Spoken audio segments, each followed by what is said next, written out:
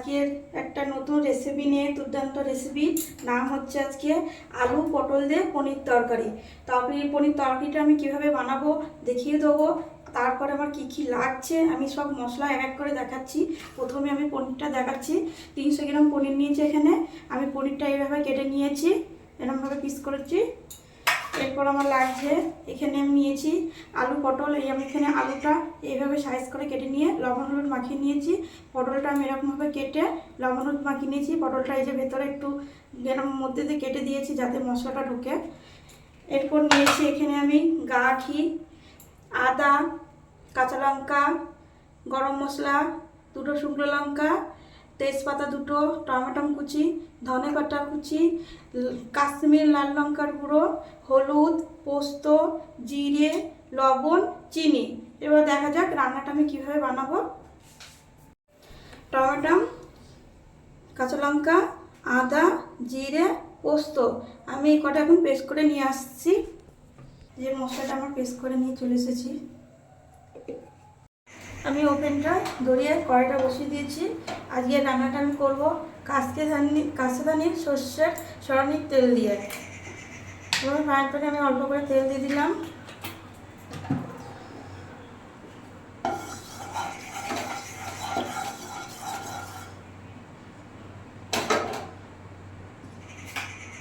এরপর আস্তে আস্তে আমি পনিরটা দিয়ে দেবো।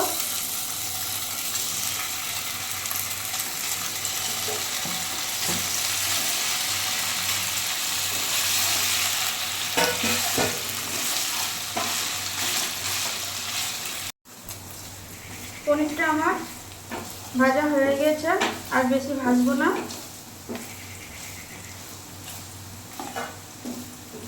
এরপর আমি একটা থালাতে আস্তে আস্তে তুলে নিচ্ছি।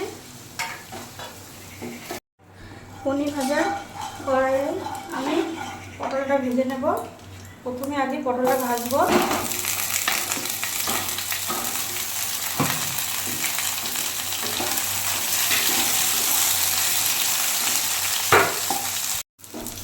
আমার পটলটা ভাজা হয়ে গেল। এরপর আমি আস্তে আস্তে তুলবো। লাল লাল ভাজা হয়ে গেছে, এখন আমি তুলবো একটা। পটল ভাজাটা আমার হয়ে গেছে। এই তেলেই আমি আলুটা দিয়ে দেবো।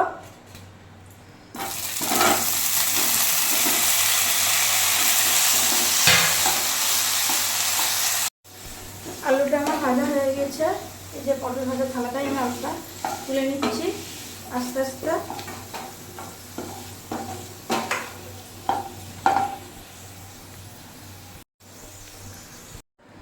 আলু ভাজাটা আমার তোলা হয়ে গেছে, এই যে। এরপর এই তেলে আমি অল্প করে তেল দিয়ে দিচ্ছি কড়াইটায়।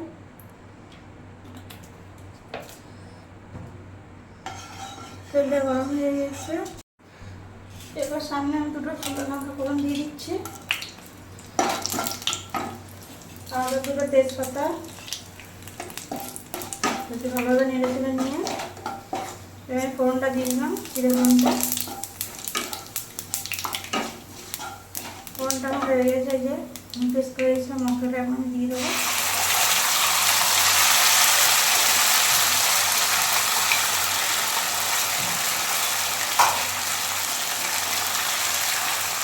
মশলাটা আমার দেওয়া হয়ে গেছে। আন্দাজ মতো হলুদ,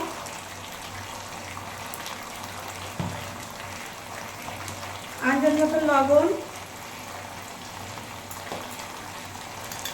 আন্দাজ মতো কাশ্মীর লাল লঙ্কার গুঁড়ো। এবার ভালোভাবে আমি মশলাটা নেড়ে চেড়ে নেবো। হালকা হালকা করে মশলাটা আমি ভাজবো।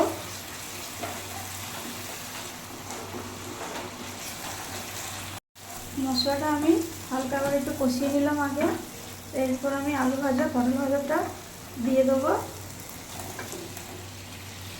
দিয়ে আলু কষাবো।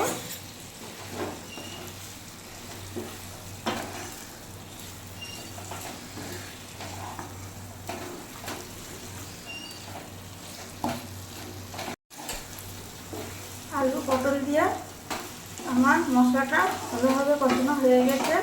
এই যে দেখতে পাচ্ছেন তেল ছেড়ে দিয়ে মশলাটা আমার কষানো হয়ে এসেছে। এভাবে আমি ভেজে রাখা পনিরটা দিয়ে দেবো। দেওয়ার পর ভালোভাবে আস্তে আস্তে কষিয়ে নেবো এই আলু পটলের সাথে পনিরটা ভালো করে।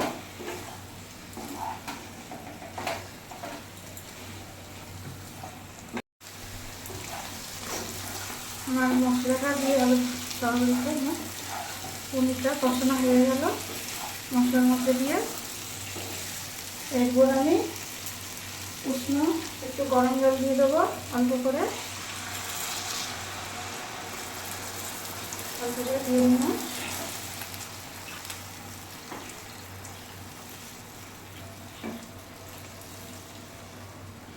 আর একটু সামান্য পরিমাণে দেবো, দিয়ে ভালোভাবে একটু নেড়ে চেড়ে নেবো।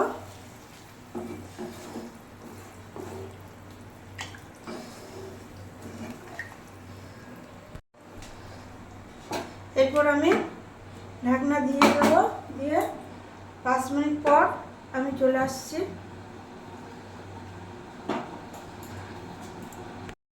5 মিনিট পর চলে এসেছি, ঢাকনিটা খুলে দিচ্ছি আমি আস্তে আস্তে।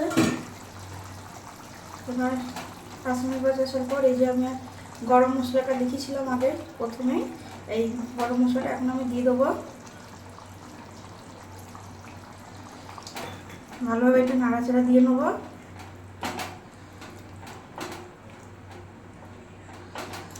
দেওয়ার পর আবার ঢেকে দিচ্ছি আমি 2 মিনিট মতন, একটু গরম মশলাটা দিলাম বলে। চলে এসেছি 2 মিনিট পর, ঢাকনিটা আমি তুলে দিয়েছি। এবার একটু ভালোভাবে নাড়াচাড়া দিয়ে নিচ্ছি। স্বাদ মতন চিনি দিয়ে দিচ্ছি আমি।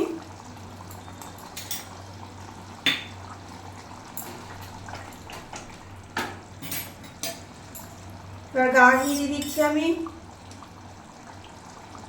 2 চামচ মতন। আবার একটু ভালোভাবে নেড়ে চেড়ে নিচ্ছি। এবার ধনে পাতা কুচি দিয়ে দিচ্ছি। রান্না আমার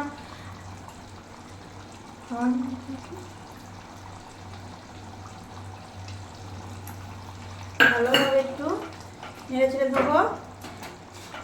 আজকে আমার আলু পটল দিয়ে পনির তরকারির রেসিপি হয়ে গেছে। এরপর আমি সব করে আমার আলু পটল দিয়ে পনির তরকারি রেসিপি একদম রেডি হয়ে গেছে, দেখতেই পাচ্ছেন। আজকে রেসিপিটা কেমন লাগলো সকলে একটু কমেন্ট করে জানাবেন, আর সাবস্ক্রাইব করতে ভুলবেন না।